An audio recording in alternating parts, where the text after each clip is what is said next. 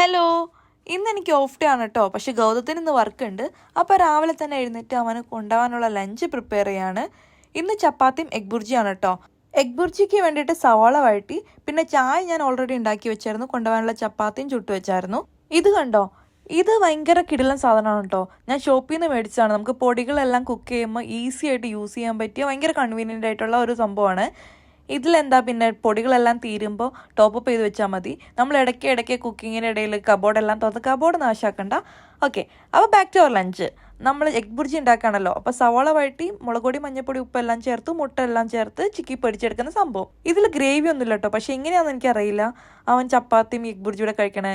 He likes it. അപ്പോൾ ഞാൻ ഇന്ന് അത് തന്നെ ഉണ്ടാക്കാമെന്ന് വിചാരിച്ചു. അങ്ങനത്തെ ഒരു സെയിം പാത്രത്തിൽ തന്നെയാണ് ഞാൻ രണ്ടും കൂടെ പാക്ക് ചെയ്തത്. പിന്നെ അവനെ അയക്കാനായിട്ട് താഴെ പോയി. തിരിച്ച് വന്നു, കിച്ചൺ എല്ലാം ക്ലീൻ ചെയ്തു. ഇന്ന് നല്ല മഴക്കാരുണ്ട് കേട്ടോ. ചായയും കുടിച്ച് ഞാൻ എൻ്റെ ഡേ സ്റ്റാർട്ട് ചെയ്തു.